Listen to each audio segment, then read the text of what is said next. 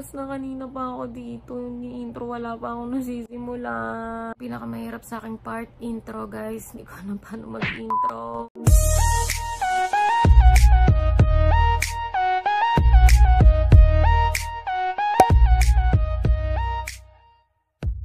So hi guys! Welcome back sa ating channel. So for today's video guys, siguro naman alam niyo na sa title kung ano ba yung gagawin natin. Yes, magagawa tayo ng swatches as much as possible kung pwede. Kung kaya ko siyang i-review, gagawin natin. Okay. Sorry guys, inaayos ko pa kasi di ko alam kung kailangan ko bang gumamit nitong ring light. Naliliwanagan ako masyado. Siguro hindi lang talaga ako sanay kasi first time ko lang naman gumamit ng ring light. Hindi ko talaga sure kung naliliwanagan lang ba ako o sobrang puti ko talaga dito sa camera. Tingnan nyo kasi, ito siya pag naka-off, pag wala akong ilaw. So, ayan siya. Maliwanag pa rin naman siya, pero parang hindi nyo makikita yung totoong kulay. So, ibalik na natin siya. Ayan na siya. Nakakaganda din. Alam ko, mas okay siya ng may ilaw. Sorry guys, hinahanapan ko na lang talaga ng magandang angulo tong mukha ko. Kasi, girl, kung kailan naman ikaw talaga mag-film, tsaka sila tutubo. Pero wala na tayong magagawa. Nandiyan na yan. Ituloy na natin to. Huwag nyo na lang silang pansinin. So, kung gusto nyo malaman kung ano ba yung kakalabasan ng ating swatches, please keep on watching. So, ito siya guys. Ito yung kanyang cover. Ayan.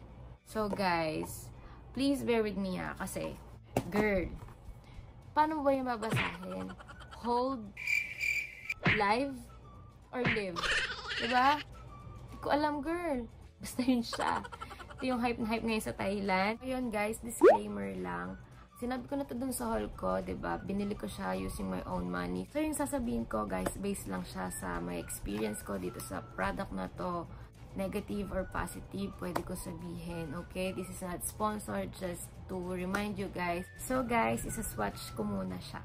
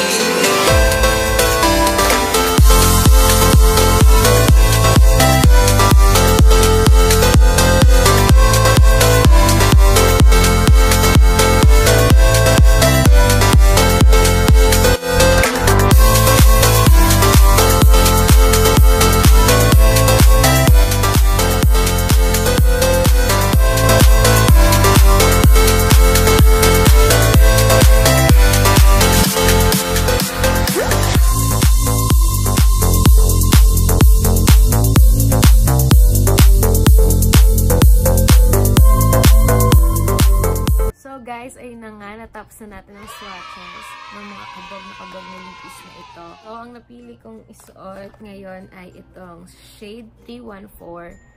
Very pabebe lang siya sa lips ko. Nasimulan na natin yung review natin about this set of lipis. Okay?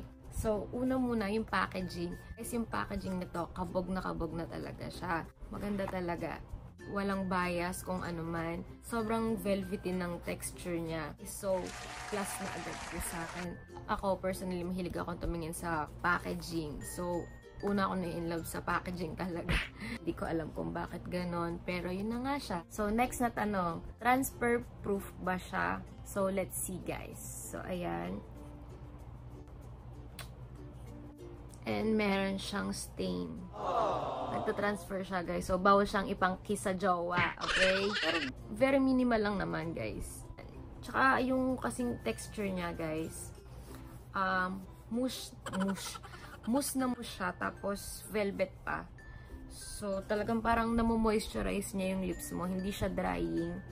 Sobrang pinapa-fresh niya lang yung labi mo. As you can see kanina sa swatches, bilis lang din siyang burahin. Wipes lang yung gamit ko and nabubura agad siya, isang swipe lang. So medyo kumakahit lang siya kaya medyo unuulit ko pa. Tanong, long lasting ba siya? So tingnan natin. Dito natin siya makikita kung long lasting ba siya. Kasi meron pa ako ditong baon. Malis kasi kami kanina. So try natin kung pag kumain ba ako, mabubura na ba siya agad. So let's see.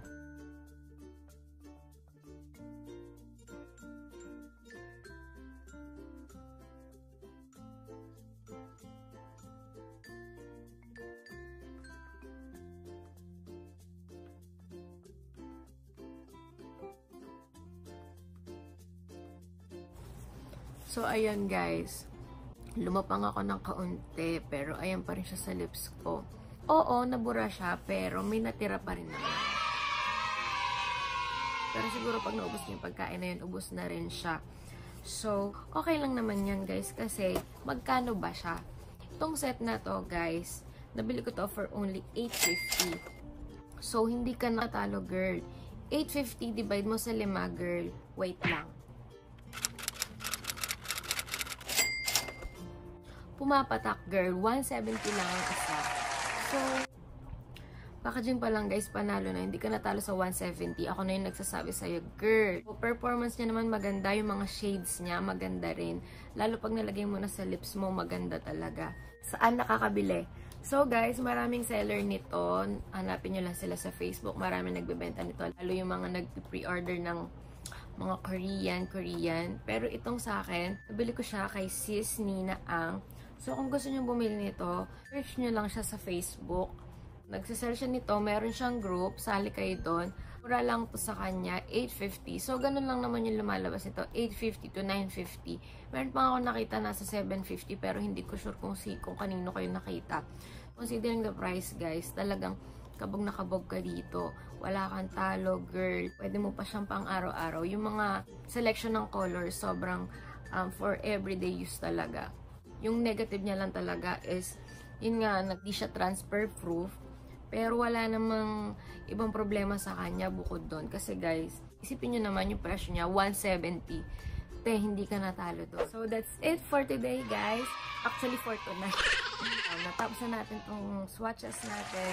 At sana ay nag-enjoy kayo. Sana nasagot kayo yung mga tanong nyo. So yun lang naman talaga yung presyo, performance, packaging, and kung saan nakakabili. So, ayun na, nasagot ko na yung 4 na tanong nyo. Sana ay nakatulong itong video na ito sa inyo, sa mga katanungan nyo. Meron pa kayong ibang tanong na hindi ko nasagot, please comment down below. Guys, kung may gusto pa kayong mga products na gustong ipatry sa akin, or mga products na gusto nyo gawa natin ng review and swatches, please comment nyo lang din below para malaman ko kung ano pa ba yung mga gusto nyo gawa natin ng videos. And kung nag-enjoy ka, please give this video a thumbs up. And wag mo na rin kalimutang mag-subscribe. And i-click mo na rin yung notification bell para notified ka sa mga upcoming videos and vlogs dito sa aking channel.